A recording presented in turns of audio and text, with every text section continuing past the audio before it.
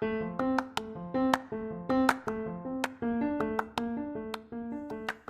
you, welcome to Sacrilegious Discourse. I'm husband. I'm wife. And together we're reading the Bible. Starting with Genesis and eventually ending with Revelations, we're working through every book and offering our atheist 2 cents. Or shekels. Yeah, those. We're asking questions and pointing out all the nonsense. We aren't academics or scholars. Nope. In fact, when it comes to religion, we really don't know anything at all. What we've learned so far is that God's a dick. Oh, he really is, isn't he? If you're interested in how we reached this startling conclusion, maybe start from episode 1. Otherwise, jump in anywhere. It's all good. Yep.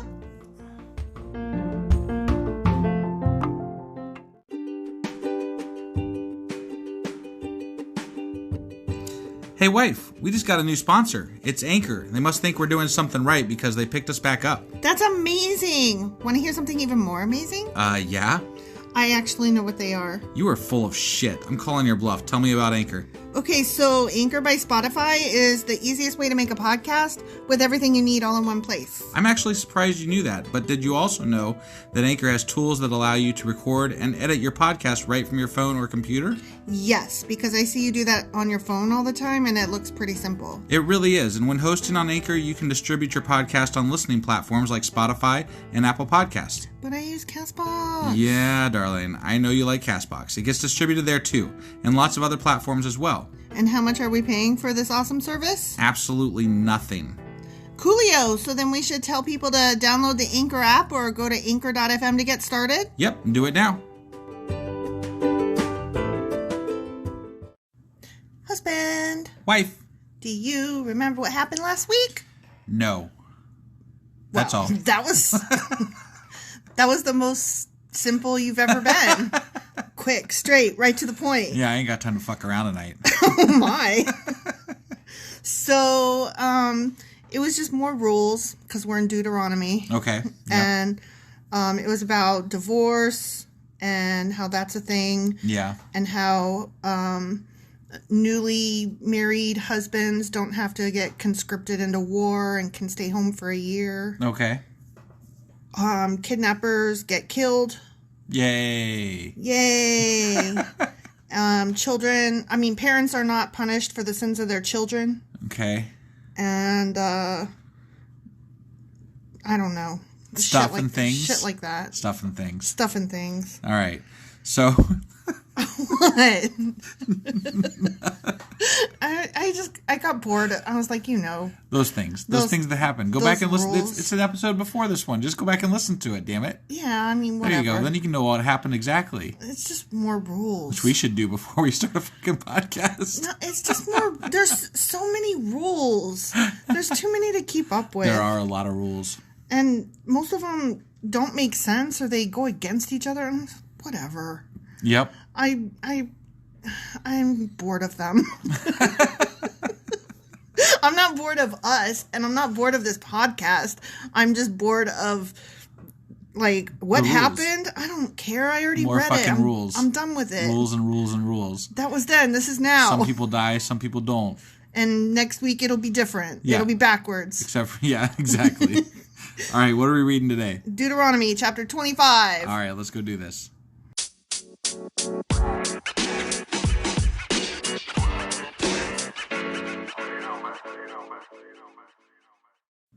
Okay, Deuteronomy chapter 25. All right. It's not even a new section. It's a continuation of the continuation. A continuation, okay. Know what I'm saying? Yeah, it's continuing. Rules and thing. Rules and stuff. Rules and shit, yeah. Yeah. More rules. Various rules. Rules and sundry. Suppose two people take a dispute to court, and the judges declare that one is right and the other is wrong. Yeah, is this suppose. in Judge Judas's court? Oh my God. No. If the person in the wrong is sentenced to be flogged, which apparently is a fucking option. Right, yes. One of the first times I've heard that, I think. The judge must command him to lie down and be beaten in his presence with the number of lashes appropriate to the crime. Damn. They're ready to, administer that justice right then and there. I didn't know that flogging was a thing. That's speedy justice. Yeah. I don't know how to feel about that. On the one hand, get them in, get them out. Right. At least they're not, languishing away in a jail cell. Right, you don't think about it. You're just, There it is. But on the other hand, a lashing. Right, yeah. Yikes. Not fun. But never give more than 40 lashes. Jesus, 40? 40, God. That's a fucking shit ton. More than 40 lashes would publicly humiliate your neighbor. Or kill him. Right? Jesus. Like, 40? Like, I'm thinking, like, 3's a lot. Right. Ow. Did your parents ever beat you with a belt? No. I got beat with a belt. That shit fucking hurts. Yeah. I mean, I didn't get, like, lashed. It wasn't a lashing. Right. But it was definitely, I got beat with a belt on my bare butt. Yeah. Nope. That was some great alliteration there. It was. So, I'm not for lashings. Yeah. Personally. No, lashings suck. You must not muzzle an ox to keep it from eating as it treads out the grain. We go from fucking lashings to muzzling an ox.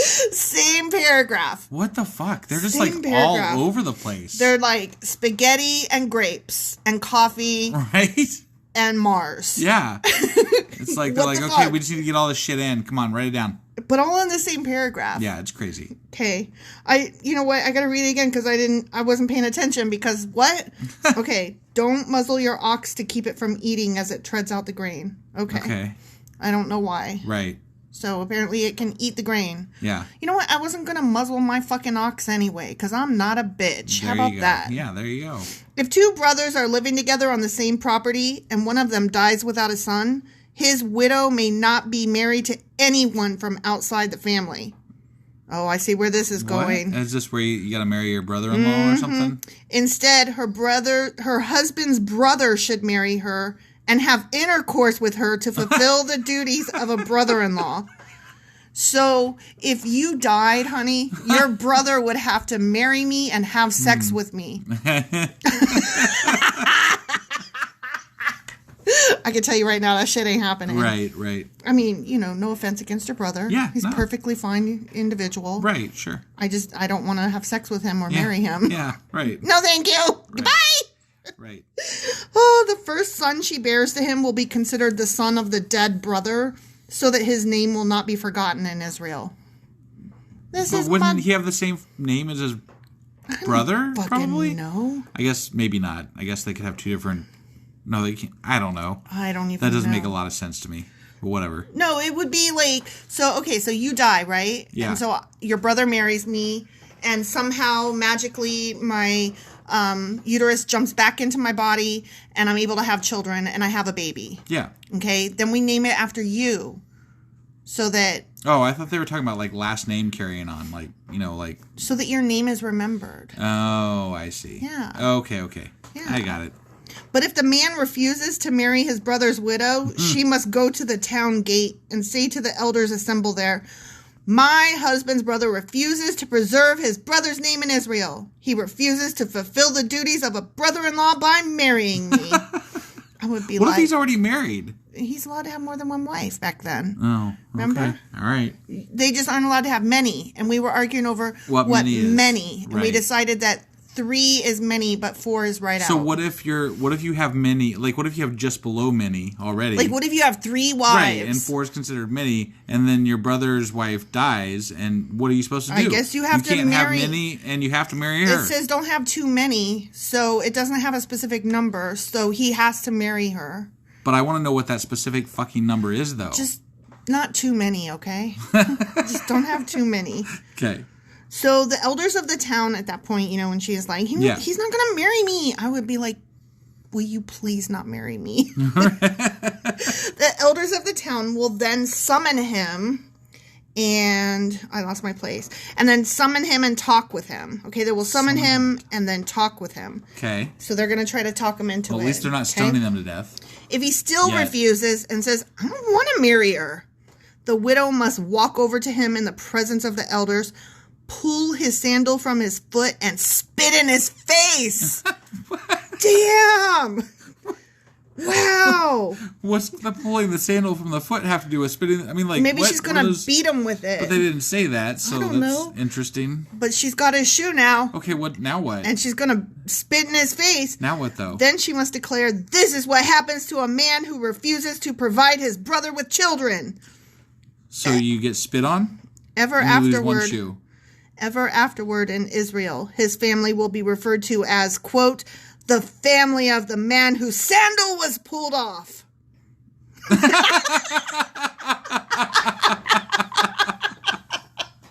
There's clearly some context we're missing here.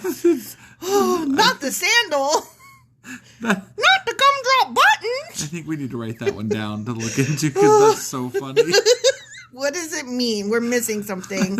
What does it mean when somebody's sandal was pulled off? Oh my God, not that. Not their sandal. I mean, of all the insults they could think of. That one definitely did not survive because you would think that if this was like a stigma that was going to stick. Right? The sandal being pulled off would be something that we would like know inherently is something that's bad. That's not good. I don't know. I've never heard of that before.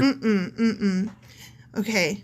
Apparently we are changing subjects, even though it's the same fucking paragraph. Well, yeah, that makes sense. Yeah. That tracks. If two Israelite men get into a fight and the wife of one tries to rescue her husband by grabbing the testicles of the other man, I've heard this one. You must cut off her hand. Show her no pity. Yeah, that was in an earlier chapter. That's just ridiculous, though. Okay, hold on. So you and this guy get into a fight, and I'm trying to rescue you. Right? Right. And so I grab that dude's nuts and I'm like, get the fuck off my man. Then I get my hand cut off. Yeah, apparently. That is some bullshit right there. Yep. Show her no pity. Yep. You better make that a good grab. Yeah. Got to make it worth it. Make him a eunuch while you're at it. Yeah. Right? I'm just thinking, like, if it was bad enough, if you were losing bad enough that I felt the need to step in, right, it was already going to be worth having my hand chopped off. Right. You know? Because you're pretty good at handling yourself, I think. Yeah. Not that you do fights, but no, I think you'd be okay. Yeah.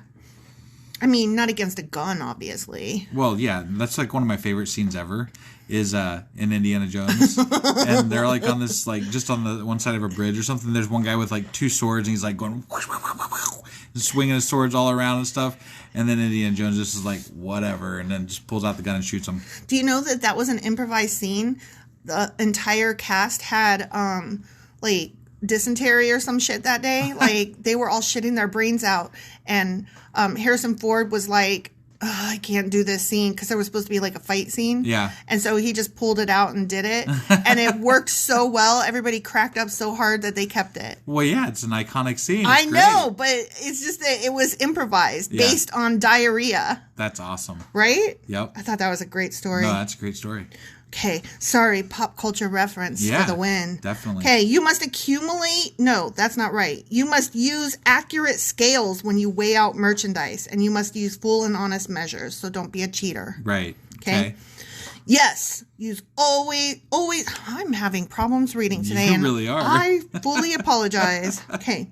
Yes, always use honest weights and measures so that you may enjoy a long life in the land the Lord your God is giving you. So if you were a cheater, you could not enjoy that. I see. All who cheat with dishonest weights and measures are detestable to the Lord your God. That means you are a basket of deplorables. Well, I wonder if it means you get killed, because detestable generally meant you get killed by stoning. Well, I don't know. It didn't specifically say. It just said that you're... Probably not. It's just cheaty stuff. You know, whatever. Rich people always win. Yeah, exactly. Okay, so we are... on the same chapter, but moving to a new section called The Command to Blot Out Amalek. Okay. Okay? Yep. Never forget what the Amalekites did to you as you came from Egypt. What did they do? Weren't these the giants? I don't know. Amalekites? I don't remember. They attacked you when you were exhausted and weary, and they struck down those who were straggling behind. Oh, that's right. They were the ones that attacked them, but then the Israelites beat them anyways, so... Right. Whatever. Right. They had no fear of God.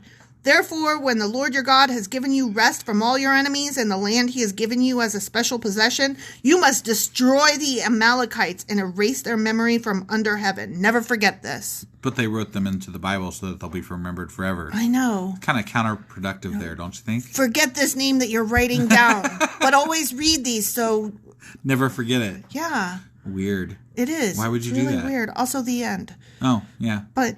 yeah, that it doesn't make any sense to write about somebody that you want them to forget. Yeah. So. Yeah. I mean, it would be better if they had pulled out the Voldemort effect and been like, those bastards whose names we shall not speak. Right. Yeah. You know? Yeah. will never say their names, but you know the ones. Right. Those tall ones, or those, ugly noses, or those stars, yeeches, bellies. Yeah. Yeeches. I don't know what the fuck you're saying right now. Stars on Mars. Okay. No, but okay. Star-bellied yeeches. Fuck. Okay, I gotta go. Bye. We gotta go. Bye.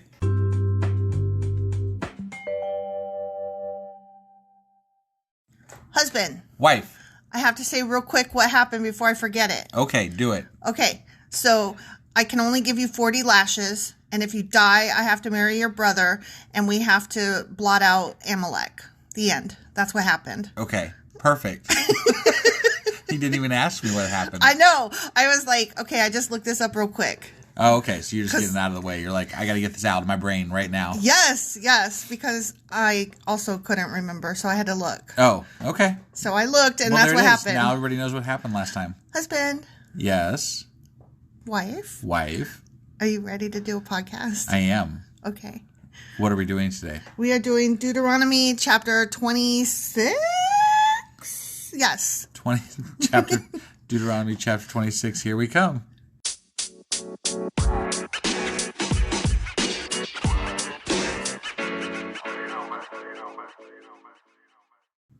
Okay, so Deuteronomy chapter 26. All right. We're starting another new section here. Oh, good. Not a continued from 3 chapters ago. No. Well, I mean, last time we ended with a brief little section, end Amalek. Yeah. Yeah. And, that didn't happen. Right. So, 40 lashes for you, husband. Okay, the first fruits and the tithe. I know. Boring. Right. When you enter the land the Lord your God is giving you as a special possession, and you have conquered it and settled there, put some of the first produce from each crop you harvest into a basket of deplorables. They covered this like 2 chapters ago. And bring it to the designated place of worship. Oh, okay. The place the Lord your God chooses for his name to be honored. So wait, you have to leave baskets in your field for the poor and hungry. And then you also have to bring baskets to your church. That's a lot of baskets. How much is left for the people after this is all said and done? Where are they getting all these baskets from? It's not like they had a Michael's, window porch sale or something. Yeah. Go to the priest in charge at that time and say to him, with this gift I acknowledge to the Lord your God that I have entered the land he swore to our ancestors he would give us. Okay. Just as a side note, I took basket weaving when I was in Scouts. Did you really? I did. That's interesting. Yeah. Is it just over, under? The only thing I remember, yeah, pretty much. I mean, I used cattails, the reeds that are near, whatever. And the ones that Moses was in? Yeah, that's where he was found. Right. I don't remember actually making a basket, but I do remember weaving together a chair seat. Chair seat? Yeah. A placemat? No, like a chair, like the seat of a chair. Which would be like a placemat. I guess. It's just over, under. I don't understand what's special about that. There wasn't anything special about it. Oh. I did it, though. That's all I did. That's nothing. I might have made a basket, but I don't remember really, so. I never made a basket, but I bet I could. Probably. With YouTube's out there. The priest will then take the basket from your hand and set it before the altar of the Lord your God. You must then say to the presence of the Lord your God, my ancestor Jacob was a wandering Aramean, who went to live as a foreigner in Egypt. His family arrived few in number, but in Egypt they became a large and mighty nation. When the Egyptians oppressed and humiliated us by making us their slaves, we cried out to the Lord, the God of our ancestors. He heard our cries and saw our hardship, toil, and oppression. So, you gotta say all this? So the Lord brought us... This is a long thing to say. Yeah, it's boring too. So the Lord brought us out of Egypt with a strong hand and powerful arm, with overwhelming terror, and with miraculous signs and wonders. Oh, still talking. I mean, you have to say this because he loves hearing about how he saved us, or saved them all. Hey, husband. In Egypt. Husband. Yeah. I brought you out of Egypt. Yeah. Hey, husband. Husband. I brought you out of Egypt. Hey, husband. I've never fucking seen Egypt. Did you know I brought you out of Egypt? You did not. You lie. Hey, husband. You lie. Celebrate today, for you have been brought out of Egypt.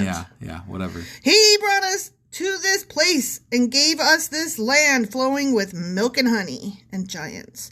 And now, O Lord, I have brought you the first portion of the harvest you have given me from the ground. End quote. Okay. Yeah. That is a long thing. Like, they probably sat at home like, God, I got to memorize this shit.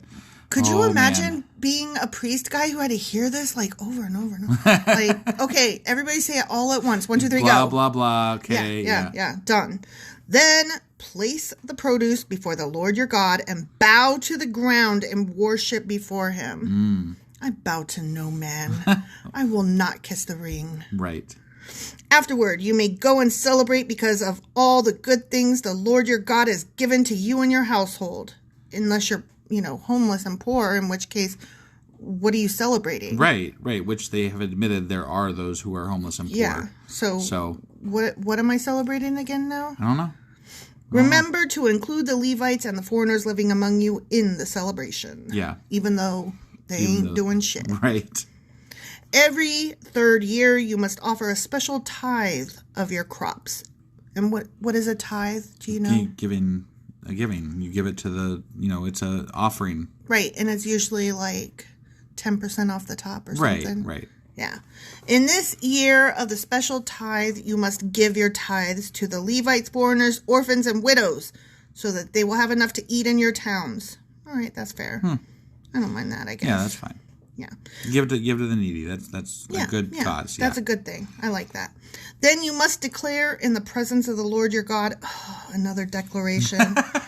Okay, ready? Sure. I have taken the sacred gift from my house and have given it to the Levites, foreigners, orphans, and widows, just as you commanded me. I have not violated or forgotten any of your commands. I have not eaten any of it while in mourning. I have not handled it while I was ceremonially unclean. And I have not offered any of it to the dead. What? Oh, because the pagans in Canaan would make offerings to the dead? Yeah. Oh, yeah. Okay. So that was a thing. Got it. And I'm saying, no, I didn't do that. Right. I have obeyed the Lord my God and have done everything you commanded me. Now look down from your holy dwelling place in heaven and bless your people Israel and the land you swore to our ancestors to give us, a land flowing with milk and honey, end quote. Okay. That is still a lot to mouthful. say. Yeah. I don't want to say all that. But it's only every 3 years. I know, but couldn't I just say, peace out, this is awesome, yo? Right. Yeah, that sounds a lot better. Or like, I am so grateful, the end. Yeah, that sounds good to me. Or couldn't I just like pump my chest a couple times and be like, I'm feeling it. I did the goods. I did the goods. Or how about this? You're welcome. Yeah. Today, the Lord your God has commanded you to obey all these decrees and regulations. So be careful to obey them wholeheartedly. Okay. So not with a cold heart. Not with half your heart. No, not hard-hearted. Wholehearted. Okay? Wholehearted. Got it. You have declared today that the Lord is your God. Oh, you have to declare that like all the fucking time. Right. It gets a little old. And you have promised to walk in his ways and to obey his decrees, commands, and regulations, and to do everything he tells you. I agreed to no such thing. This contract is null and motherfucking void. The Lord has declared today that you are his people. No, he didn't just declare it today. His own special treasure. Remember how I'm your special treasure? Yes. I'm your scary special treasure. Right. Yeah. Just as he promised, and that you must obey all his commands. And if you do, he will set you high above all the other nations he has made. If you don't, you're fucked. It's just 40 lashes or a stoning. Right. What? Yeah, that's it. Then you will receive praise, honor, and renown. You will be a nation that is holy to the Lord your God, just as he promised, the end. I beg to differ. I think that there are poor people that do worship God and don't have his praise or renown or whatever the fuck they talk about and all that shit. All that good stuff. So he can fuck right the fuck off. Well, yeah. That's all. I don't disagree. Yeah. Yeah. All right. Well, that was a short chapter. That was a short chapter. So I guess... Said all I got to say about that. They gave shit and said stuff. And that was it. That was it. Okay. So tomorrow we'll be doing Deuteronomy Chapter 27, correct? That is correct, sir. We will see you guys then. Bye.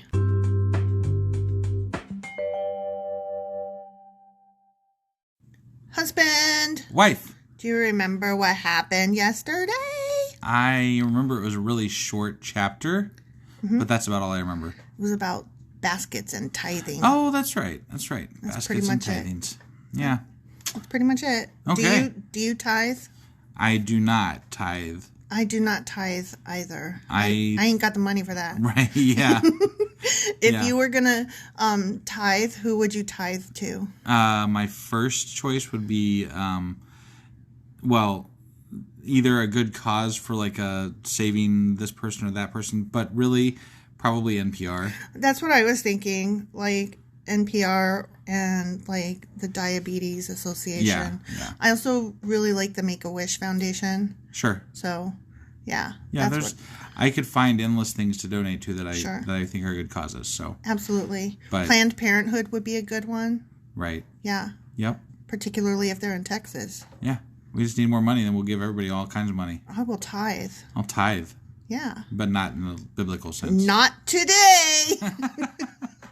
All right, that was Deuteronomy 26, and now we are moving on to Deuteronomy chapter 27. You caught me.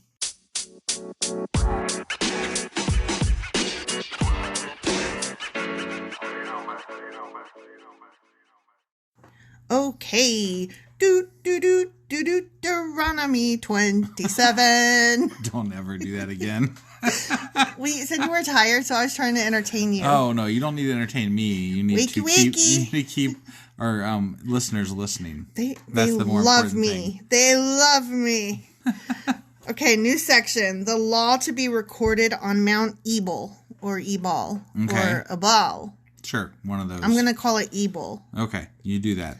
Okay, then Moses and the leaders of Israel gave this charge to the people. Okay. Okay, ready? I'm ready. Obey all these commands that I am giving you today. And that kind of goes without saying. It's like every time he talks, right? When you cross the Jordan River and enter into the land the Lord your God is giving you, set up some large stones and coat them with plaster. Okay. I do that all the time. Right? Yeah. Write this whole body of instruction on them when you cross the river to enter the land the Lord your God is giving you, a land flowing with milk and honey, just as the Lord, the God of your ancestors, promised you. Oy, oy, oy. When you cross the Jordan, set up these stones at Mount Ebal. With plaster. And coat them with plaster. Yep. As I am commanding you today. And write on them. Okay, so there's going to be stones. And they're going to write on them. And they're going to put plaster on it. And then they're going to write on the plaster. Got it. Got it? I got it. Because God told them to. God told them to do a paper mache rock. Okay. And he told them to. And also he told them to. Yeah. Okay? Yep. Because the land, and then the land in the land. But really God didn't. Moses told them that God told them. Because Moster is a grifty fuck. Who? Moses. Oh, okay. I said Moses. I'm pretty sure you said Moster. Moster? Yeah. I thought I said Moses. Whatever. I meant Moses. He's a grifty fuck. Yeah, sure. Then build an altar there to the Lord your God using natural uncut stones. Okay. Uncut stones. Yep. All right. You must not shape the stones with an iron tool. Oh, so this is going to be like that rock stacking stuff, the Zen stuff that people do. There you go. Build the altar of uncut stones and use it to offer burnt offerings to the Lord your God. I built the altar of uncut stones. There's a movie called Uncut Gems. Yeah. But I don't think I've seen it. I don't know what it's about. I definitely haven't seen it. No, I know. Yeah. I wanted to see it because it had a good cast. I just never got around to it. Got it. Okay, sorry. Okay. I was trying to...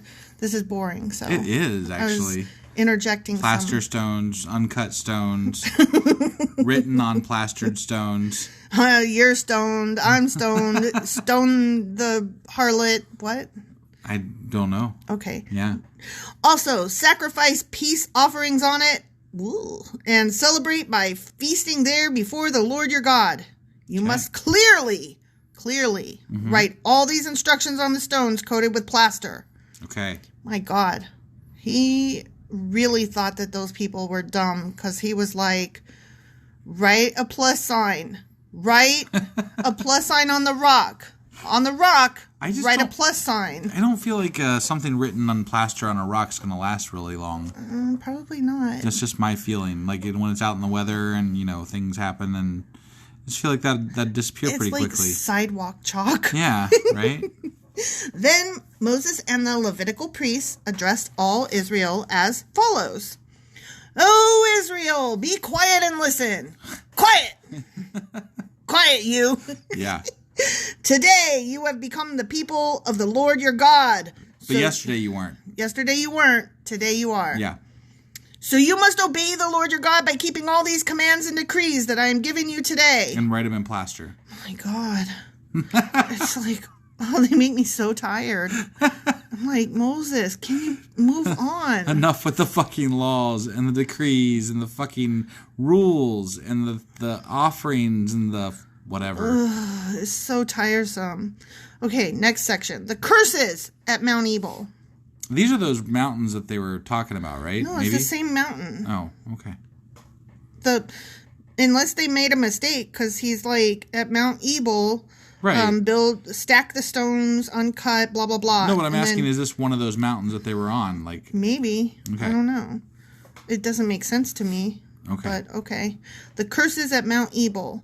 That same day, Moses also gave this charge to the people. That was a long-ass day. Yeah. "When you cross the Jordan River, the tribes of Simon, Levi, Judah, Issachar, Joseph, and Benjamin must stand on Mount Gerizim."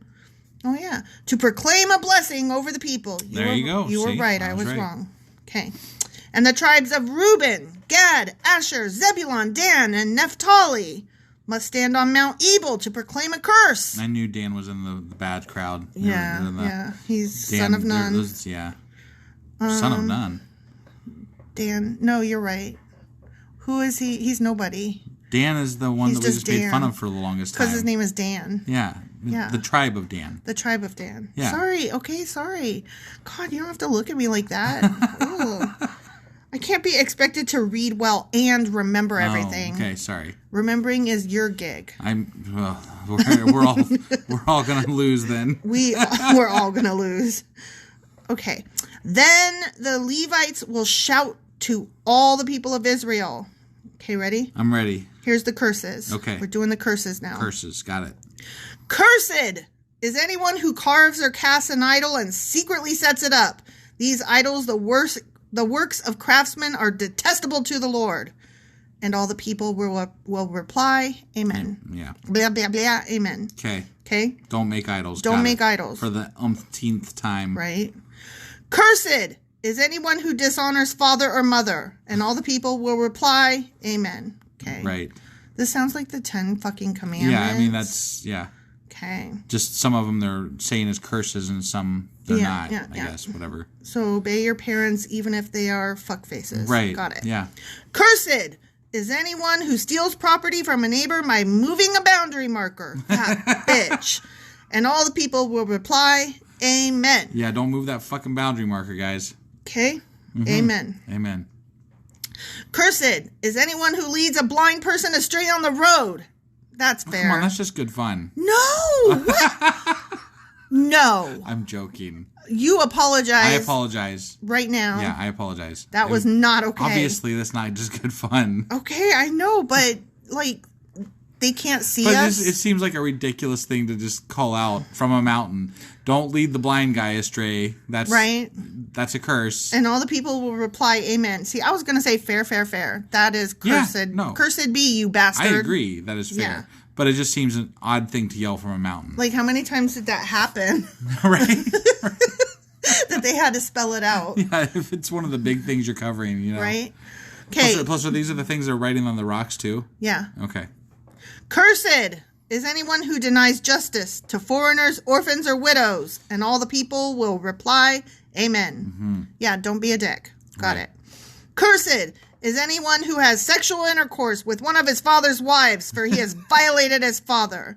I have no problem with that. But honestly, if they're consenting adults, it's none of my beeswax. Right. Yeah, sure. And all the people will reply, "Amen." Right. I mean, they're not talking about, like, a son fucking his mom. They're talking about a son fucking one of his father's wives, not his mom. Right. No, I got it.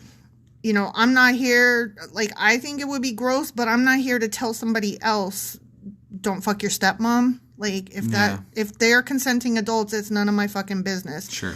As gross as I might think it is. Right. Like, you're gross. Yeah. But you have the right to be gross, is the thing. You got to think, there's these young guys coming of age, right? And then their dads taking multiple wives, all the hot wives. And the wives don't really have a choice in the matter. Right. So, like, maybe they reach out to, whoever's closest, because, right. They don't particularly like the guy that, they had to hook up with. So, right. Just saying. I mean, I think the women are blameless here. I think, yeah. I don't see that they had a lot of options. I don't disagree, but I mean, like, at the same time, yeah, I mean, if a guy, right, there was no options. I mean, here's the thing. Either they're a consenting adult or they were being raped. Right. Yeah. So are you going to tell the woman not to consent to sex with anybody she pleases who also consents? I mean, I don't. That's not my place. Are you going to tell that woman? Like, no. See? I'm not either. Right, but God will. He don't matter. Whatever. Well, I know he doesn't matter, but, God specifically is saying don't do that. So. Right, but whatever. So God will. I know. Okay. Cursed be. Okay? Cursed is anyone who has sexual intercourse with an animal. Abso-fucking-lutely. I'm down with that one. And all the people, especially at this table, reply, amen. Okay. Cursed is anyone who has sexual intercourse with his sister. Fair. Whether she is the daughter of his father or his mother. And all the people will reply, amen. Yeah. I'm down with that one. Yeah. Cursed is anyone... There's a lot of sex rules here. I mean, that makes sense. Cursed is anyone who has sexual intercourse with his mother-in-law. That's... Okay. And all the people will reply, amen. Okay. Oh, my God. Yeah. Man, these men... They were having sex with all kinds of people, These apparently. men were fucking left, right, and upside down. Yeah. They needed to calm the fuck down. Yeah. Cursed is anyone who attacks a neighbor in secret. Yeah. Yeah, attack them not in secret. Right? Yeah. Then it's okay. And all the people... Hey, I'm attacking my neighbor over here. Okay, good. Cool. Cool. Go on. And all the people will reply, amen. Okay. Cursed is anyone who accepts payment to kill an innocent person. Well, yeah. Hitmen suck. Hitmen suck. I need that on a shirt. And all the people will reply, amen. Yeah, they will. Okay. Last one. Ready? Cursed is anyone who does not affirm and obey the terms of these instructions. And all the people will reply. So, like... Amen. Amen. Yeah, my bad. Gosh, you just left me hanging I there. had a thing to say. So, okay. They basically said all the curses, and then they're like, and then if you don't listen to those curses, then you're still cursed. Curse again. Like, you get a double curse. And a curse here, and a curse there. It never gets old. It does, It does. I know. I'm sorry. So, there's no blessings? No, that's probably the next chapter. Oh, the next chapter. I don't know. Okay. I haven't looked ahead, so... So we just had curses in that one then. Curses. Foiled again. All right. So tomorrow we will see what's happening in Deuteronomy 28, and hopefully we will be blessed. All righty. See you then.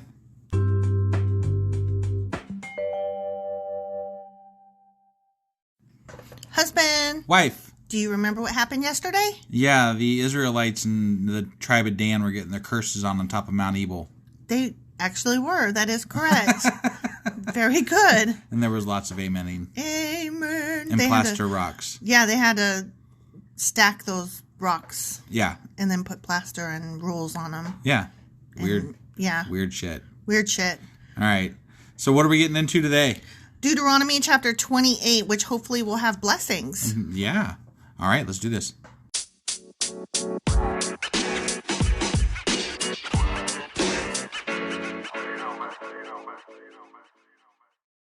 All right, everybody, hold on to your butts, because we got a long one coming. Yeah, we kind of looked ahead, and this one is... yay. Deuteronomy chapter 8, the one that never ends. Chapter 28. That's what I said. You said chapter 8. Did I really? You did really. Oh my God, I'm having such a hard time. What's wrong with me? Cool. I can't word. All right, It starts out with the blessings of obedience. Okay. This must be the other mountain yelling. Yay. If you fully obey the Lord your God and carefully keep all his commands that I am giving you today, the Lord your God will set you high above the nations of the world. Oh, boy. Oh, boy. You will experience all these blessings if you obey the Lord your God. The Lord your God. Not mine. No, that's what it says. I know. Your towns and your fields will be blessed. Your children and your crops will be blessed. The offspring of your herds and flocks will be blessed. Your fruit baskets and breadboards will be blessed. Wherever you go and whatever you do, you'll be blessed. You will be blessed. Okay. The Lord will conquer your enemies when they attack you. They will attack you from one direction, but they will scatter from you in 7. In 7? Damn. Not 8, not 6, but 7 directions. 7 directions. Damn. What? It's an odd number of scatterings. That is a precise number. It's a precise number of scatterings. That's an exact number. It is. 7. If they don't scatter in 7 directions, were you not blessed? If they only scatter in 5, are you not quite blessed as you should be? You know, it made me think of at Waffle House how you get your hash browns. Scatter covered. Right. What else is it? I get mine smothered covered. So smothered covered. I have to read the menu. I don't know what they all mean, but you do. I only know what mine means. So. Oh, okay. Yeah, I don't know what the rest of them are. Are they scattered? No. Okay. No, mine are just smothered covered. But you can get them scattered. What does scattered mean? It means that they don't leave it in a clump. It's like they break them up. Yeah. Nuh-uh. Yeah. Nuh-uh. Yes. I challenge you. Okay. Okay, we'll look that up later. All right. Okay. The Lord will guarantee a blessing on everything you do and will fill your storehouses with grain. The Lord your God will bless you in the land he is giving you. Repetitive. Right. If you obey the commands of the Lord your God and walk in his ways, the Lord will establish you as his holy people, as he swore he would do. But only if you do the things that he says. He swears something, but you still have to do the things that he wants. Otherwise, that swear meant nothing. It's a strings attached swear. Well, yeah. It's a I only love you if. Right. Yeah. So his, covenants and his fucking agreements mean absolutely jack shit nothing. Well, it's kind of like when I tell you, if you go get me a Dr. Pepper out of the fridge, I will love you forever. Which I do all the time. But I was going to love you forever anyway. Right, but I don't think he would. Yeah, that's my point. I have a bigger heart than God does. Right. Because even if you didn't bring me a Dr. Pepper, I would still love you forever. Well, that's sweet. Aw. Then all the nations of the world will see that you are a people claimed by the Lord, and they will stand in awe of you. Okay, whatever. The Lord will give you prosperity in the land he swore to your ancestors to give you, blessing you with many children, numerous livestock, and abundant crops. Okay, lots of good stuff happening here. Numerous, abundant, lots. Babies and sex happens and gives you all the neat things in life. It's rainbows wonderful. And joy. Awesome. Okay. The Lord will send rain at the proper time from his rich treasury in the heavens and will bless all the work you do. That was almost poetic, honestly. A little bit. Yeah. I would like Except for that it's in the Bible. Right. I want some glitter, bitches. Yeah, there you go. You will lend to many nations, but you will never need to borrow from them. Nice. If you listen to these commands of the Lord your God that I'm giving you today, and if you carefully obey them, the Lord will make you the head and not the tail. And you will always be on top and never at the bottom. That's what he said. Meow, meow, meow. I mean, what if you prefer to be a bottom? I guess then you have to go join one of the other tribes. I'm not here to shame nobody. Tops and bottoms, right, exactly. Whatever get your get. Totally. You must not turn away from any of the commands I'm giving you today, nor follow after other gods, which do exist, and worship them. Right. Yeah. Okay. All right, here's where we get into it. It's the next section, and it goes on forever. Awesome. Okay? Yep. Everybody ready? Breathe in, breathe out. We got this. Okay. The consequences of disobedience. All right.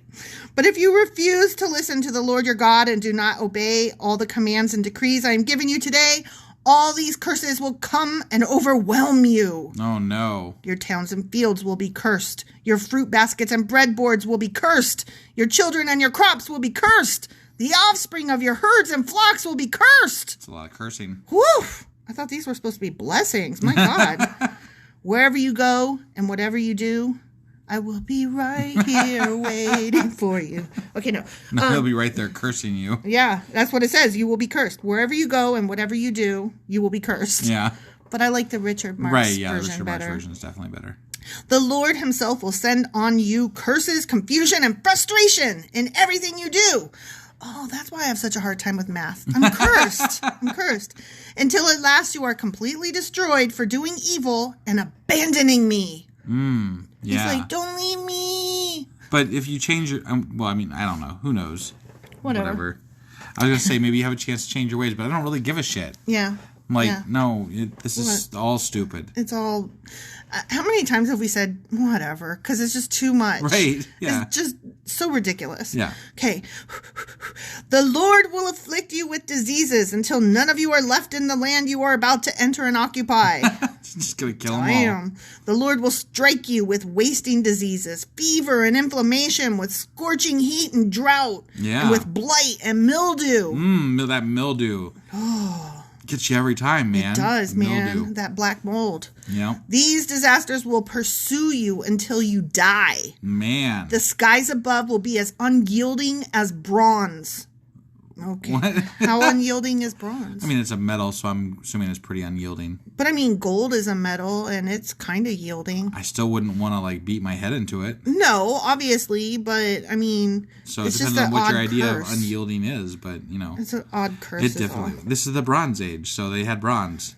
The skies above will be as unyielding as bronze, and the earth beneath will be as hard as iron. Oh, man. Damn.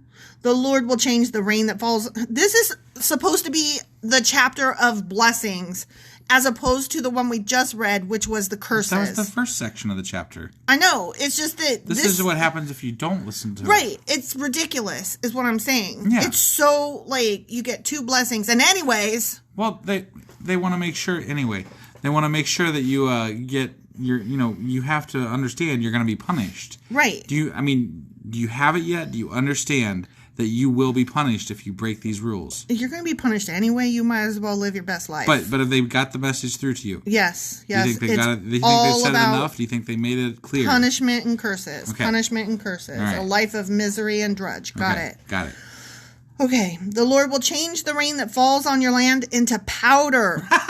And dust will pour down from the sky until you are destroyed. That is... Man, I really hate it when it rains powder. Those are the bad days. It's going to be a drought, and it's going to rain powder. Yeah, those are the... Damn. I really hate those days. And mildew. Mildew and powder rain. How does the mildew happen if you're in a drought? I don't really know.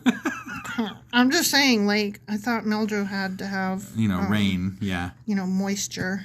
Generally speaking, I'd say yeah. Okay. The Lord will cause you to be defeated by your enemies. You will attack your enemies from one direction, but you... will scatter from them. In 7 directions? In 7. Yep. You see where this is going. You will be an object of horror to all the kingdoms of the earth. Okay. Your corpses will be food for all the scavenging birds and wild animals, and no one will be there to chase them away. Oh, man. The Lord will afflict you with the boils of Egypt and with tumors, scurvy, and the itch from which you cannot be cured. Baby, I got the itch. I got ants in my pants. I got the itch. Yeah. The Lord will strike you with madness, blindness, and panic. My goodness, you'd be begging for death by the end of this. I would almost pay to see this. I mean, right? This is so, like, overkill. This is overkill. Yeah. He's like, anything that I can possibly imagine to do to you, I'm going to do it to you. I will cut off your dick and feed it to your daughter. I will rape your donkey and make you watch, and then I will make you lick its ass. Right. I mean, what? Yeah. What is happening here? Apparently everything. Everything. You will grope around in broad daylight like a blind person groping in the darkness, but you will not find your way. No, obviously. Okay. Because, you fucked up. Yeah. You will be oppressed and robbed continually, and no one will come to save you. If you've been robbed, how do you get robbed again? I was wondering, I was like, man, all I got is this dust and mildew. I ain't got a lot. Go ahead, man. You continually be robbed? Yeah. Okay. I mean, first they came for the TV. Then they came back for the record collection, you know? Yeah, I guess maybe they couldn't carry it all the first time. Right. Okay. You will be engaged to a woman. Nice, good. Hey, darling, that's good for you, man. Right, yeah. But another man will sleep with her. Sorry. Bible said. You will build a house, but someone else will live in it.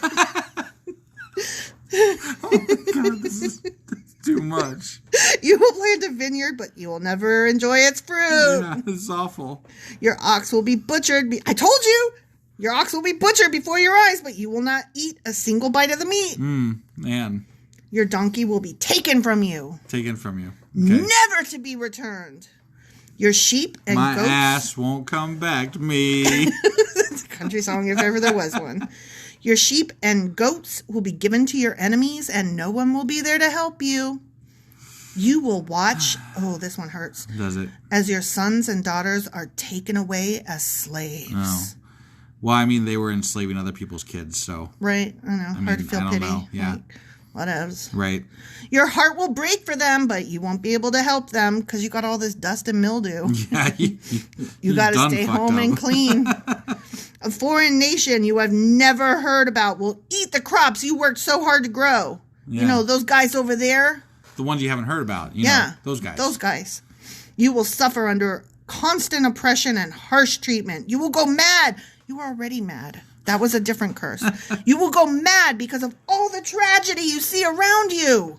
The Lord will cover your knees and legs with incurable boils. Okay, now we're just repeating. I mean, we're recycling the curses. He's just like, I just want to make this sound as bad as possible here. I know. In fact, you will be covered from head to foot. Yeah, See? There you go. See? He's recycling. He's like... But why would you mention the knees if you're just going to cover them from head to foot? I know. He's like, wait, no. You know what? As a matter of fact, first he's like, I'm going to make you have a bloody nose. Wait, no. You know what? I'm going to make you bleed out of all of your orifices. Yeah, totally. That's it. Yeah, right. He's like, hold on. I didn't think this out. Yeah, I need to make this worse. Yeah. Okay, head to foot. The Lord will exile you and your king to a nation unknown to you and your ancestors. Okay. So not Egypt. Right. Just one of the other ones. That human beings, like thousands of years ago, had to sit around and come up with this shit, right? I know. They wrote all this down. They were like, poopy caca, doo-doo nana, wah wah woo woo. There in exile, you will worship gods of wood and stone. Oh my God. That's what you're going to do. You're going to worship those other gods. Ha-ha. I'll show you. Yeah. I don't really see how that's a curse. I mean, after what you did to me? Yeah. Goddamn right I am. You will become an object of horror, ridicule, and mockery. They're all going to laugh at you. Among all the nations to which the Lord sends you. Even the ones you don't know about. Yeah, those guys. You will plant much but harvest little. For locusts will eat your crops. Now, I thought that it was those other guys were going to eat my crops. They were, but then the locusts, whatever's left, the locusts will get. Okay. Yeah. You will plant vineyards and care for them, but you will not drink the wine or eat the grapes, for worms will destroy the vines. After the other guys eat the wine. Yeah. Okay, like I said, we're just recycling curses here. And he's like, wait, I wasn't finished. I thought of a worse one. There's more. Instead of other guys now, we got locusts and worms. Right. You will grow olive trees throughout your land, but you will never use the olive oil, for the fruit will drop before it ripens. That's horrible. You will have sons and daughters, but you will lose them, for they will be led away into captivity. They already covered that. They already said slavery. Eat my ass. You already said that. Literally just repeating themselves at this point. Swarms of insects will destroy your trees and crops. You mean like the locusts that you just covered? And except for the worms. Right. The foreigners living among you will become stronger and stronger while you become weaker and weaker. They had some of Popeye's spinach in their back pocket. Yeah. Popeye the Sailor Man. I eat from a garbage can. No, what? I'm strung to the finish because I eat my spinach. I'm Popeye the Sailor Man. You never heard that? No, I have. Toot toot. Yeah. Isn't that how it goes? Something like that, yeah. Okay. They will lend money to you, but you will not lend to them. What? What? Wait, will they're going to lend money to you? Thank God. I'm glad they will. I needed some fucking money after all this shit going on. And all I got is dust and mildew. But remember, there was a sign of strength that you would be the one lending always and not taking.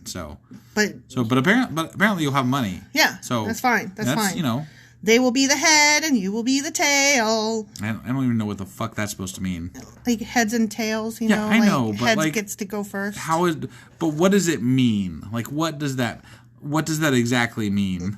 That means that they get to choose offense or defense. Okay. You know? Whatever.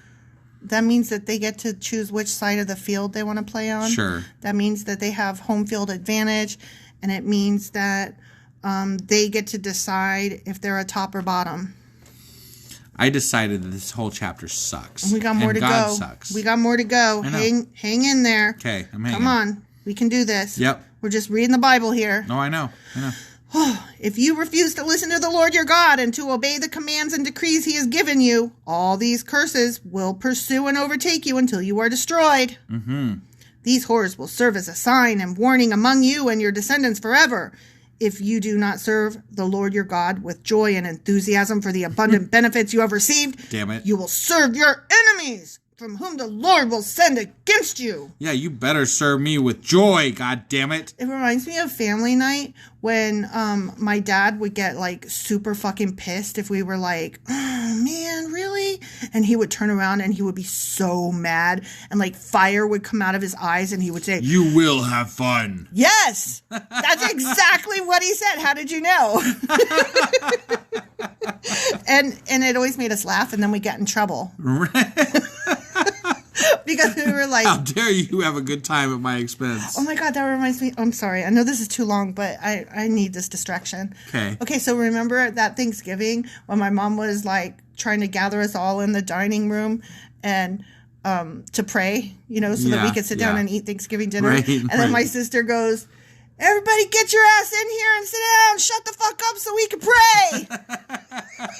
Your dad was so pissed. Oh my God, my dad lost his shit. He left the room. He wouldn't say the prayer. And I was like, that's fine. Right. Yeah, none of us give a shit. And so we all just dug in anyways. Like, whatever. This turkey's not going to eat itself. I remember all of us left early that year. We sure did.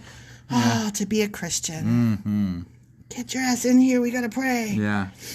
You will be left thirsty, hungry, naked, and lacking in everything. Okay. Not nakies. Right. The Lord will put an iron yoke on your neck, oppressing you harshly until he has destroyed you. You know what? I am already destroyed. Right. By now, with all I am that, destroyed. Yeah, you're fucking destroyed. You didn't need that. Right. Thanks. The Lord will bring a distant nation against you from the end of the earth. Yeah, we know. Yeah. And it will swoop down on you like a vulture. Yeah, and it'll beat us and we'll run in 7 directions. Sure. Got it. Yeah. It is a nation whose language you do not understand. Oh, no. Obviously. Yeah. A fierce and heartless nation, not like us, that shows no respect for the old and no pity for the young. You mean like America, right? Its armies will devour your livestock and crops and you will be destroyed, bitches. Yeah. They will leave you no grain. You mean just like the fucking locusts? And the worms. Grain and the worms. Yeah, right. And the vultures. And the people from that distant land. And the rains. Everything else. Yeah. They will leave you no grain, new wine, olive oil, calves or lambs, and you will starve to death. Except that they lent you money. So, right, I mean, so did you though? Probably, yeah. Did you starve to death? But you're also in an iron yoke, so I mean, there's that too. Can you swallow if you have an iron? Yeah. If you're in an iron yoke, can you swallow? Yeah.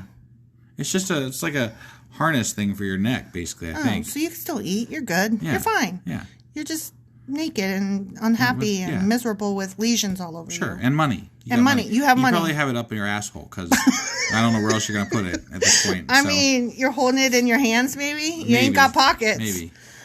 They will attack your cities until all the fortified walls in your land, the walls you trusted to protect you, are knocked the fuck down. Right. They will attack all the towns and the land the Lord your God has given you. Yeah. The siege and terrible distress of the enemy's attack will be so severe that you will eat the flesh of your own sons and daughters whom the Lord your God has given you. Oh my God. I will never be that fucking hungry, okay? No. Yeah. I mean... Like, send me out to die on the battlefield, but no. Yeah. Not doing that. I'm not going to eat my child. Right. For fuck's sake. Yeah.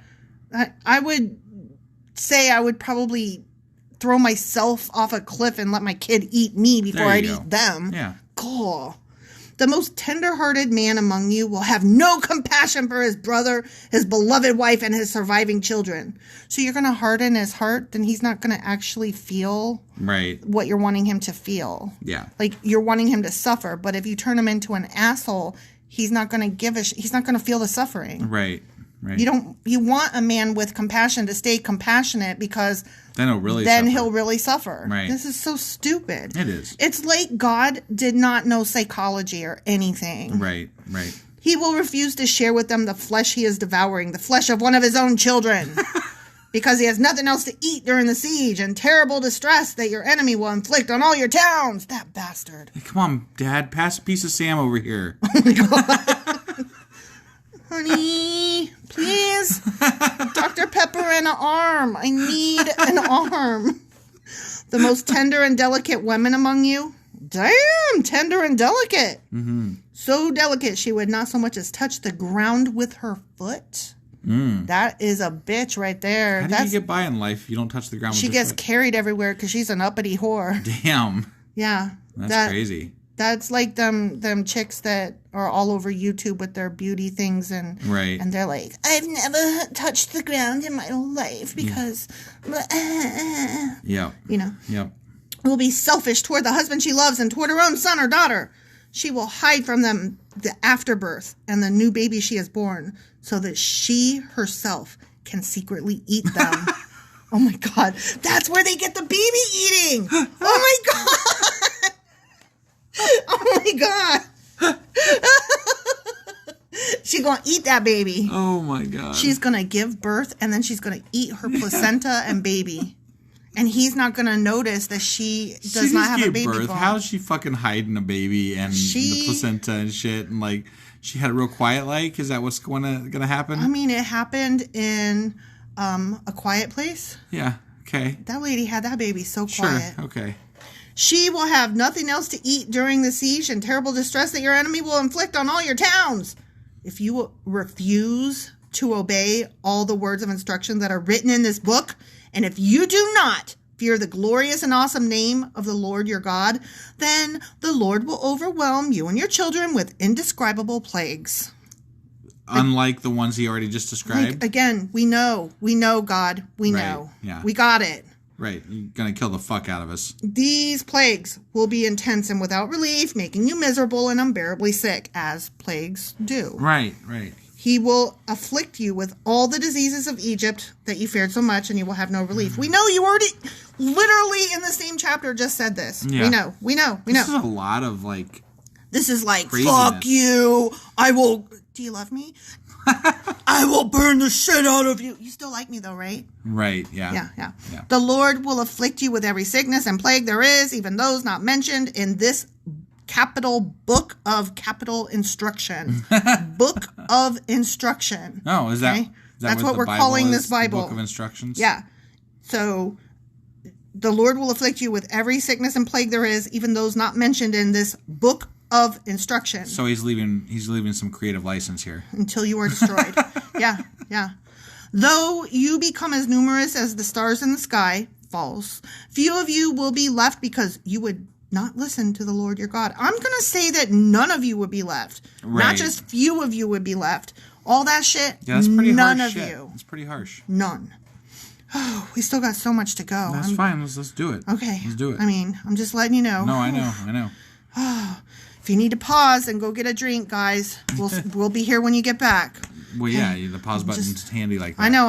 I'm letting you know. Feelings not hurt. I totally understand because, this is a doozy. Yeah. Just as the Lord has found great pleasure in causing you to prosper and multiply, the Lord will find pleasure in destroying you. That tracks, actually. That tracks, but... God's a dick. Yeah, that's gross. Yeah. I hate this guy. Well, this is something that we talk about on Twitter a lot is that, even if God were proven real, there's a lot of us that would be like, no, he's a dick. Fuck him. You have much to answer for, my good sir. Right? Yeah. You will be torn from the land you are about to enter and occupy, for the Lord will scatter you among all the nations from one end of the earth to the other. Yeah. Scatter, smother, covered. Right. There you will worship foreign gods that neither you nor your ancestors have known. Gods made of wood and stone. We literally know. Already covered that. We fucking know. There, among those nations, you will find no peace or place to rest, and the Lord will cause your heart to tremble, your eyesight to fail, we know, and your soul to despair. Okay. I'd be sad. Yeah, naked you had to eat your baby. You're naked. You're wearing an iron yoke. You've had diseases up the wazoo. You've had mildew. I mean, what else does he want to do to you? I don't know. Fire. Your life will constantly hang in the balance. You will live night and day in fear, unsure if you will survive. I will survive, though, because I ate my baby. Right. In the morning, you will say, if only it were night. And in the evening, you will say, if only it were morning. Is that what we'll say? That's what we'll say. Okay. Meaning the grass is greener. It sucks no matter where I am. Sure. Ah! Yeah. Okay. For you will be terrified by the awful horrors you see around you. Then the Lord will send you back to Egypt in ships to a destination I promised you would never see again. Egypt. So clearly, if I promised you'd never see it again and I send you there, then I broke my motherfucking promise, and I'm telling you all I will break my promise. Right. Don't try me. I will fucking break this promise. Yeah. I will break this promise and turn this van around so fast. You want to say it again? Say it again. Go ahead. Make that face. Roll your eyes at me. That's it. We're heading back to Egypt. I'm turning this ship around. There you will offer to sell yourselves to your enemies as slaves, but no one will buy you. The end. Oh my God. I cannot even with this. That was just too much. You'll be so bad off. No one will even buy you. Yeah. And then so you won't get bought. And then what? And then you're miserable. But I thought he was going to send them to places they never heard of. But now he's sending them to Egypt. No, but just back to Egypt, yeah. Oh, that's the only one they ever heard of. Right, yeah. That's all they could think of. That was such a rambling list of like atrocities that he's going to commit on them. Yeah. That it didn't even make any fucking sense. It was a drunken rant. Right? Yeah. Like ridiculous. Dude was just going off. He was so mad. He was getting himself all worked up. Yeah. Like, hold on. We're just standing here. We're not even doing anything. Right. Calm the fuck down. But can you imagine hearing that sermon or something? Oh, my God. And if you actually believed in God, can you imagine hearing that? Like, no. That's some scary shit for 4,000 years ago. Yeah. But, luckily... What? Luckily what? What is the rest of that sentence? Luckily, I don't believe in this crap. So, it's just a list of atrocities that will never happen. It's just that these people were, really told these things. Oh, I know. Well, it's they terrible. Still are. They still are to some extent. Not nearly. I don't think... Maybe not that bad. That was pretty bad. That was bad. But there definitely is a lot of mind fucking going on in the, religious communities. Yeah. And maybe even to this extent sometimes. I don't know. So... But that's part of the shittiness that is the Bible. Yeah. And part of why we want to understand what's in it, because that's insane. This chapter, I need to go wash my mouth out. Right, yeah. All right, well, that was Deuteronomy chapter 28. And we'll see you tomorrow for chapter 29. See you guys.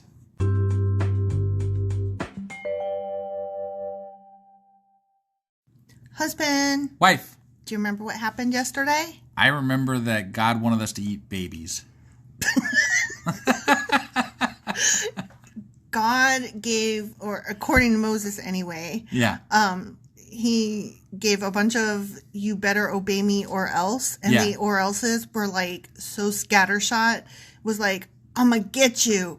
And it was I'm going to boil you or else I'm not going to boil you, but you'll wish I boiled you. And right. You're going to run 1,000 directions and hate life. And you know what else I remember about it? What?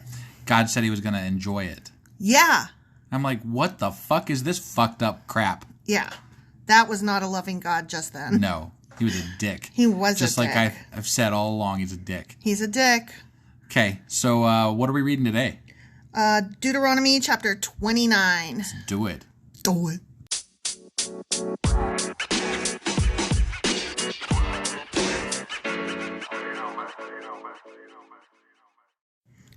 Okay, Deuteronomy chapter 29. New section. The Lord's covenant with Israel in Moab. Okay, so another covenant. Yep. And one he'll probably break at some point. I don't doubt it in the least. These are the terms of the covenant the Lord commanded Moses to make with the Israelites while they were in the land of Moab, in addition to the covenant he had made with them at Mount Sinai. Yeah. This is so back and forth, though. He's like, remember that time we were in Moab? Yeah. I got some words for you. Right. Moses summoned all the Israelites and said to them, "You have never seen with your own eyes everything the Lord did in the land of Egypt to Pharaoh and to all his servants and to his whole country, all the great tests of strength, the miraculous signs, and the amazing wonders." You know what I think this is? What? I think this is Moses knowing he's going to die soon. So he's just like, I'm just going to repeat every fucking thing. And I want to make up some new shit. Because I'm going to die. You had me at the repeat every fucking thing. Because, yeah, that's what he was doing. Right. But making up some new shit, like, on his way out the door. Yeah, he's just like, I'm going to throw this out there. You guys are going to put plaster on rocks. Why not? And then he's like, who you going to ask? You know? Yeah, I'll be dead, fuckers. Yeah, haha. Yeah. But to this day, the Lord has not given you minds that understand, nor eyes that see, nor ears that hear. So he's telling these people, you weren't there. You weren't. Dumb. Yeah. Well, I mean, you weren't in Egypt. You don't know what the fuck happened. Sure. Yeah. For 40 years, I led you through the wilderness, yet your clothes and sandals did not wear out. You ate no bread and drank no wine or other alcoholic drink. Well, I mean, they did eat bread. I thought they had wine offerings that they brought to the tabernacle and shit. They did. That doesn't track. But he provided for you so you would know that he is the Lord your God. Still. Yeah. Right, that wasn't true. That's not true, Moses. Not entirely, anyway. No. When we came here, King Sihon of Heshbon and King Og of Bashan came out to fight against us, but we defeated them. Yep. We took their land and gave it to the tribes of Reuben and Gad and to the half-tribe of Manasseh as their grant of land. Yay. Yeah, we remember that. Therefore, obey the terms of this covenant so that you will prosper in everything you do. Oh, he's still talking. All of you, tribal leaders, elders, officers, all the men of Israel, are standing today in the presence of the Lord your God. But are they, though? They're not. They're standing in the presence of fucking Moses. Who's gonna die soon. Yeah. Your little ones and your wives are with you, as well as the foreigners living among you who chop your wood and carry your water. Yeah, that's... because they don't have a choice. Good slave. Right, you are good. You are standing here today to enter into the covenant of the Lord your God. Yeah, you already said that. Yeah. The Lord is making this covenant, including the curses. Was that what it says? Yeah. Okay. Yeah. All right. Yeah, we know. Including the curses. Including the curses. The ones where you kill us and kill us some more. Right? Yeah. But then don't kill us so that we can live in misery. Right. And also we'll get some money from the people that lend it to us. Right. Yeah. Right. So, But we'll be homeless. But homeless. And iron shackled and naked. Yeah, but also dead. Yeah, but also dead. By entering into the covenant today, he will establish you as his people. I thought that was already well established. I mean, just depending on what book you're in, what day, week, month, what chapter, year. And confirm that he is your God. Again, thought that was already confirmed. Right. Just as he promised you and as he swore to your ancestors, Abraham, Isaac, and Jacob. It feels like maybe, when a married couple and they re-say their vows to each other. Yeah. But they don't do it like every year. Right. And it feels like God's like, let's re-say our vows again. I feel like it's almost daily. Yeah. He's like, I gotta check one more time. I gotta hear it. You still love me, right? Don't you still love me? He's very needy. He is. He's a needy fuck. Yeah. I mean, me and you have been married for 500 years and we've never said our vows again. Right. No, we haven't. Love you. If we could find like a... Excuse me, you just rolled over that. Love you too. Yeah, okay, go ahead, what? If we could find like the Enterprise, I know, that was my goal. Like, I really wanted to repeat our vows. Or even a Klingon ship. I know. Just one of those things, yeah. There was one for a while. I think it was in Las Vegas. Yeah, but it's not there anymore, It's not there anymore. Yeah, that's crap. That breaks my heart because that's where I would repeat our vows. We totally need to get married on a fucking, Star Trek vessel of some type. Yeah. Not picky. And I want a Klingon to be in charge of officiating. I mean, that would be so great, right? Right? Talking in Klingon the whole time. Oh my God. That would be awesome. That would just be great. Right. Sorry, we're nerding out. That was not the Bible just then. No. Oh, speaking of which, you guys, you should be watching Star Trek Discovery. Excellent show. It is so fucking good. Yes. And I don't understand why it's not more popular than it is. Right. Honestly. I agree. Also, The Expanse, another great sci-fi show based on a series of books. Excellent. Welcome to our new podcast where we discuss sci-fi shows and books. Well, I mean, no, while we went off on that, I just thought I would put those right out there. Okay. And you agree. I do. Also, we just started watching Archive 81, which is based on the podcast of the same name. It's on Netflix. Oh my God, you guys. It is so fucking creepy. It's really good. Tell them. It's really good, yeah. You don't sound convincing. I'm cringing at how much we're talking about sci-fi stuff here. Well, this is boring Bible stuff. I know, but that's what we're here for. I know, but I was trying to be entertaining for a minute. Yeah. Okay. Just a minute. Okay, Moses. Put my Moses voice back on. But you are not the only ones with whom I am making this covenant with its curses. Oh, what? There's others? I am making this covenant both with you who stand here today in the presence of the Lord your God, and also with the future generations who are not standing here today. They're not born yet. They have no say in this. Well, apparently it doesn't fucking matter. But it does, because if he wants to kill them, he'll kill them for doing something wrong.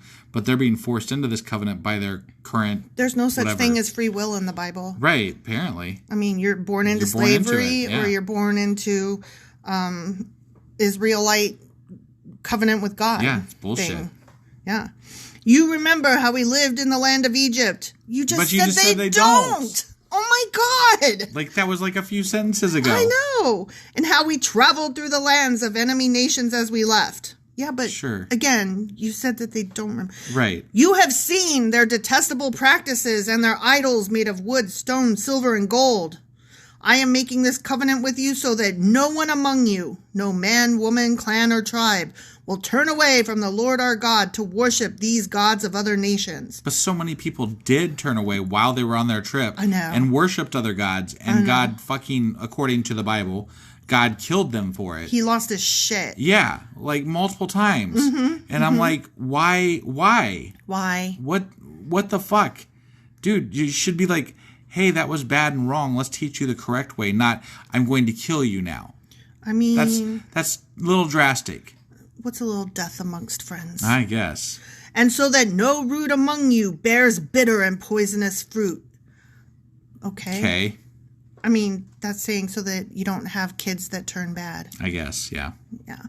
Those who hear the warnings of this curse should not congratulate themselves, thinking, I am safe even though I am following the desires of my own stubborn heart. This would lead to utter ruin. You mean like that last chapter we just got done reading? Yeah. Like that kind of utter ruin? Probably. Damn. He's saying just because you're standing here today, don't go thinking that you're safe and that you can go do whatever the fuck you want. Yeah, I mean, I'm sorry. I got to go back to Deuteronomy chapter 28 real quick. Okay. That chapter right there is enough to turn me away from this Christian Jewish God. Like that was enough right there. Is it Judeo-Christian? I don't know. Yeah, that's what I was struggling in my head for a second what I was supposed to say there. Yeah. But the God of the Bible. But that Bible, okay. It was shit. That chapter was shit. Yeah. And there's been a lot of shit. But that was like right up there with the shit. Yeah. So he gonna get ya. The Lord will never pardon such people, except for sometimes when he changes his heart. Right. Yeah. So you just never fucking know. Right. Okay, but he'll never pardon such people. Instead, his anger and jealousy will burn against them. Yeah, he's made that abundantly clear. Because he's a loving God? No, because he's a jealous God. All the curses written in this book will come down on them, and the Lord will erase their names from under heaven. He likes erasing names. Don't erase me! He's big on erasing. There's a new type of pen. Well, it's not new anymore. It's been out for several years called a friction. And it is an actual erasable pen. Ooh. And, I mean, they had those, like, when we were in school. Yeah. But the eraser wasn't that good. Like, it didn't really work. Right. These work. Wow. Good. That's pretty cool. Yeah. You know what? If there was a really smart eraser company out there, they would be like, this will erase so well, it'll erase your name. Ooh, or something, along those lines. Like, use a biblical reference for erasing stuff. And then have like a wink, like a ting as you wink. Yeah. Yeah. The Lord will separate them from all the tribes of Israel to pour out on them all the curses of the covenant recorded in this, all caps, book of instructions. It's interesting that they keep capitalizing this book of that's something interesting to me. It's interesting and new. Yeah. What is this book of instruction? It feels like a question. It sounds like a book of witchcraft. Right? Then the generations to come, both your own descendants and the foreigners who come from distant lands, will see the devastation of the land and the diseases the Lord inflicts on it. They will see that and they will be like, fuck this, I'm out. And they will turn away. Yeah. They will exclaim, the whole land is devastated by sulfur and salt. It is a wasteland with nothing planted and nothing growing, not even a blade of grass. Kind of like a nuclear fallout. Kind of like Mickey? Mm-hmm. It is the cities of Sodom and Gomorrah. What the fuck? I was thinking of what's her name? The green girl in Guardians of the Galaxy. Gomorrah. Oh, yeah. Sodom and Gomorrah. Yeah. And her name is Gomorrah. Did you just now get that? I only just now got that reference. Oh my God. Yeah, I'm fucking slow. Wow. Sodom and Gomorrah. So, okay. Wow. Yeah, that's why I tripped, because I was like, wait, what? Admah and Zeboim, which the Lord destroyed in his intense anger. Okay, you've got to stop with the Mickey voice. Like, seriously. And all the surrounding nations will ask, why has the Lord done this to us? Why is he so angry? And the answer will be, this happened because the people of the land abandoned the covenant that the Lord, the God of their ancestors, made with them when he brought them out of the land of Egypt. And they'll be like, God, that God's a dick. Womp, womp, womp. Yeah. I mean, just like, I'm saying, because he is. Because he's the God of that land is a dick, and he nuclear wasted all of the land and people. Yeah. Yeah. Instead, they turned away to serve and worship gods they had not known before. Gods that were not from the Lord. You mean like the ones that are looking in and witnessing this? Yeah. Okay. Yeah. That is why the Lord's anger has burned against this land, bringing down on it every curse recorded in this book. In great anger and fury, the Lord uprooted his people from their land and banished them to another land where they still live today. You mean like their land? The ones that he's referring to, the people that are looking in, seeing this devastation. He just said he'd kill them, but now he's like, just kidding, they've been banished to another land. Right. What? Well, no. Which one is it, my dude? It's both. It's all of them. It's check all the boxes. I'm going to peel all your skin off. If shit's happening bad to the Israelites, I did it. Yeah. Period. Yeah. If you got enslaved, that's me. If you ate your baby, that was me. If you ran in 7 different directions, it's impossible for one person to do, but that was me. If you had a peanut allergy and you got lesions all over your body, totally me. Yeah. He's just claiming any possibility of anything bad that could go wrong as you fucked up and I'm doing this to you. Therefore, there's no doubt that if something goes wrong, it's God doing it. Right. Yeah. Yeah. The Lord our God has secrets known to no one. We are not accountable for them, but we and our children are accountable forever for all that he has revealed to us, so that we may obey all the terms of these instructions. The end. Why does God have secrets? What purpose could a secret have? It's the fancy Bible way of saying God works in mysterious ways, and it is not ours to know. Okay, well, so don't ask questions. I call bullshit. He's saying don't ask questions. Just fucking obey. I don't agree with that in any way whatsoever. I don't either. So, it's bullshit. I mean, yeah. So, if you want people to be on board enthusiastically, you explain your plan. Yeah. Again, we've said this before. He's not going to, and he's just going to kill people for doing the wrong things. Only sometimes. Right. But if he does, it's going to be really, really fucking bad. Yeah. All right. Well, that was it for Deuteronomy chapter 29, and tomorrow is Saturday. Q&A. So we will see you guys tomorrow for the Q&A. Yep.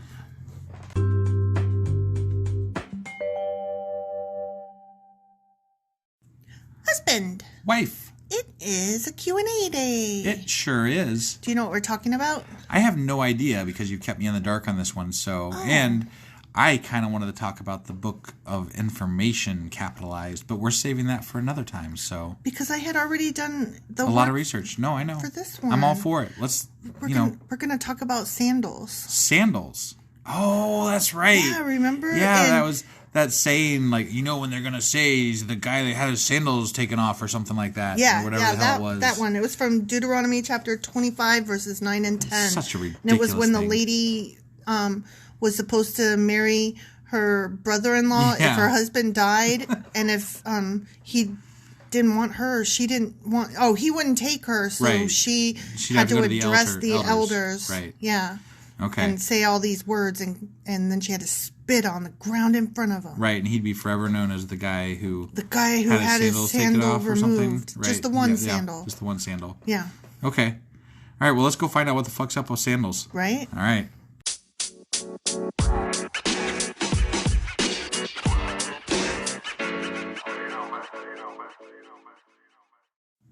Okay, well, before we go into this, let me specifically read the verses. Okay, sure. Okay. Yeah. So again, it's Deuteronomy chapter 25, verses 9 and 10. Okay. The widow must walk over to him, the husband's brother, right, in the presence of the elders, pull his sandal from his foot, and spit in his face.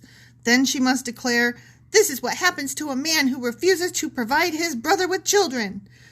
Ever afterward in Israel, his family will be referred to as, quote, "the family of the man whose sandal was pulled off."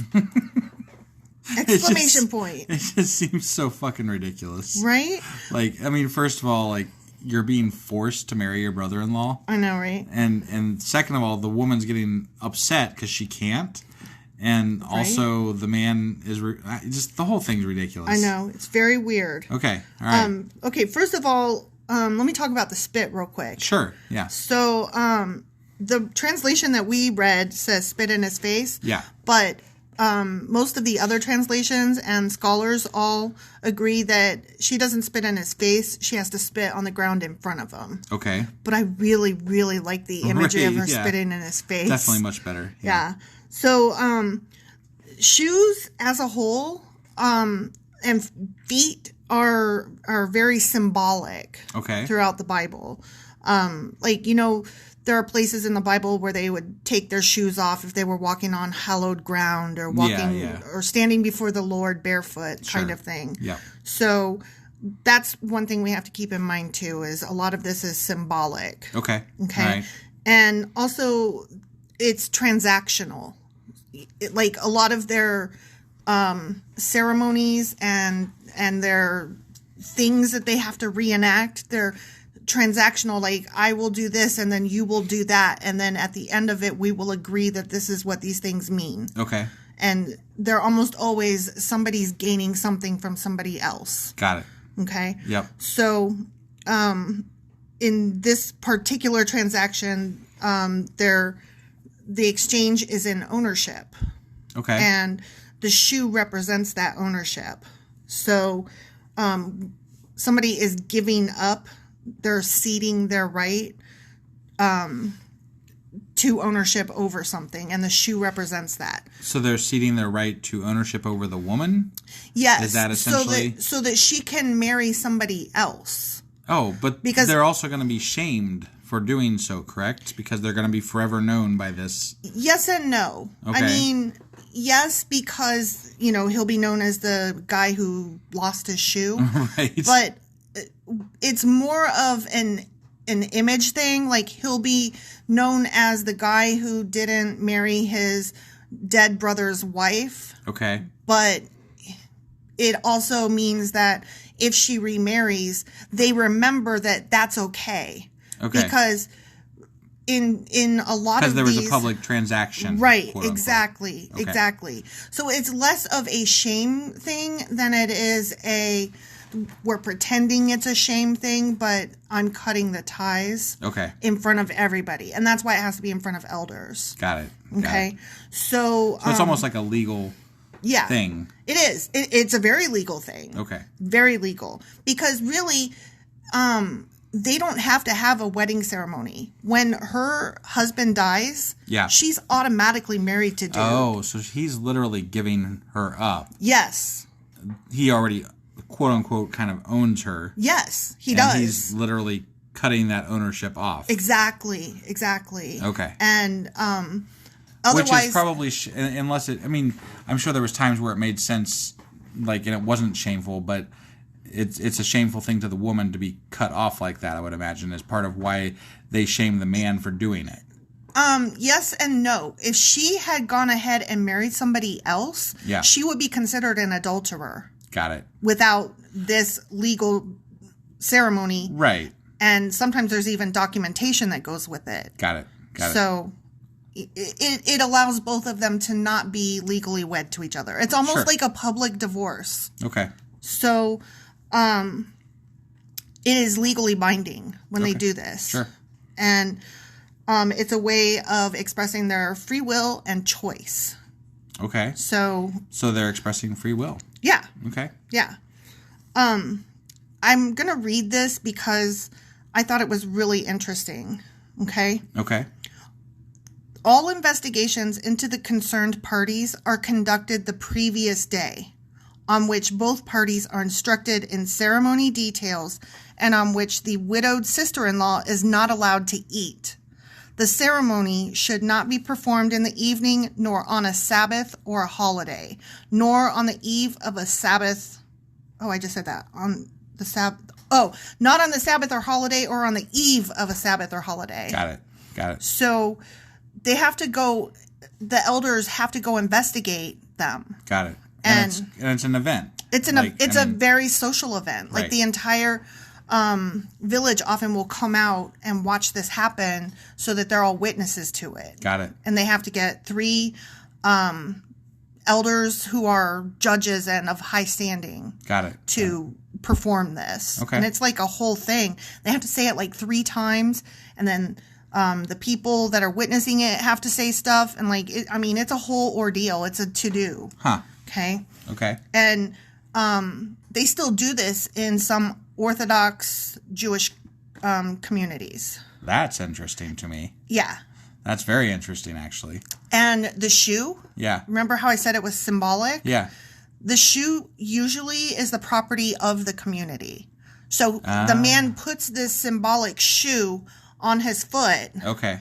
And walks out in this shoe. So it's all pomp and ceremony. It's all pomp and ceremony. Yeah. But there are generally between 10 and 20 ceremonies per year performed in Israel to this day. They're like right now? Yeah. To this day. So it's not common, but it's not... Right. It's not common because there's not a lot of serious Orthodox Jews that hold to this particular ceremony. Got it. Right. But where they are holding to this, it is still performed. Got it. 10 to 20 per year. It's just interesting to me that even in this day and age, the viewpoint of some in the Orthodox Jewish community is that the woman is owned by a man, essentially. First her husband, and then her husband's brother. He has to give her up. Yeah. Like that. I mean, it's a little bit crazy to me. He has to cede ownership of her. Right. And not only that, but the people that do the investigating, they have to approve of it. Right. Like, they can't just come to the elders and say, we want to do this thing. They have to go to the elders, say, we want to do this thing. And then the elders have to be like, well, we have to investigate it first. Right. And make sure that, there's nothing fishy going on or no reason to hold you back from this. Right. I don't know what those reasons would be, but... Sure. That I didn't really see anything that got into that. Right. But that's nuances and whatever. Right. So, okay. But, I mean, it's this whole ceremonial thing. Gotcha. I was just like, God damn. No, that's pretty cool, actually. I mean, it's cool in the sense that there is a story behind it, I guess. Right. Not cool in the sense that, women men own women. Right. But whatever. So then I found on, some, Quora or Reddit or some shit like that, I don't know. Yeah. I found this little tidbit that I have to read this because it's fucking hilarious. Okay. Okay. All right. The sandal symbolizes the woman's vagina, and the man's foot represents his penis. Oh my God. According to the laws of levirate marriage, which is what it is when the woman has to marry her widow's brother. Okay. That's levirate marriage. So according to the laws of that, the man is supposed to, quote, put on the woman's reproductive organ, but he won't. So thus the giving it up. Thus, during this ritual, the woman publicly removes the sandal from the man's foot. Next, when she spits in his face, the spit represents the man's wasted semen because he will not impregnate her. See why I had to say it? I was like, I gotta read that. That's awesome. I don't know that has a lot of credence. Whatever, but it's still fun. It's fun. Yeah. And, like, why not? Yeah, no. It's just as silly makes just as much sense as anything else, right? So, I mean, women owning men, why shouldn't a shoe fucking represent a vagina? Point. Right. Okay, so that's what it means to have the sandal taken off and stuff. Less shameful, more ceremonial, still practiced today in some places. Got it. Well, that's pretty interesting. Yeah. All right. Well, tomorrow is going to be our... compilation. And then, also I have to say one thing while we're here, because tomorrow is the Super Bowl. Oh, yeah. And I've got to say, Hooday, go Bengals. That's true. Because that's my team. I know, it is. It's my team. It is. So, go Bengals. Go Bengals. All right, guys. See ya either tomorrow or on Monday. Yep. Bye. Bye.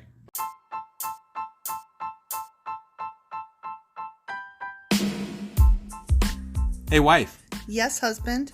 Did you know that we are now on Patreon? Yes, because you told me, but also, no, tell me more. So we're on Patreon now. Are we? We are. And our supporters can go there and support us, and we have multiple levels all the way up to You Killed God. That sounds really drastic and escalated quickly-ish. Well, no, there's multiple levels before there. So it escalates on a sliding scale of, cheap to not cheap.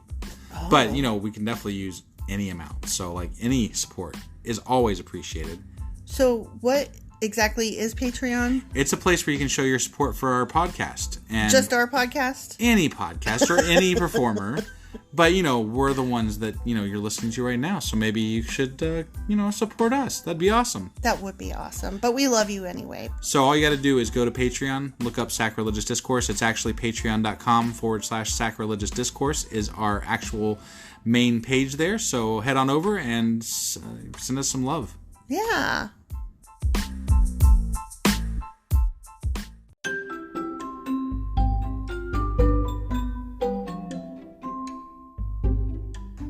Husband, it's the end. It is indeed, wife. Tell the people where they can contact us. Well, they can get a hold of us via our email, which is sacrilegiousdiscourse@gmail.com. We have Twitter at sacrilegious_D. For D's nuts. Oh, why do you know? Why do you keep doing that? Ugh. All right, we have a Facebook page, an Instagram page, and a Pinterest page. But if you really want to get our attention, Twitter's where it's at. Twitter is where you're at. Yeah. And they should also review, like, and subscribe, yeah? Definitely. Apple Podcasts reviews help us out tremendously. And we also can use your support on Patreon, which is a great place to support us as well. That would be at patreon.com/Sacrilegious Discourse. Don't forget to say thanks. Thanks. Okay, bye. Bye.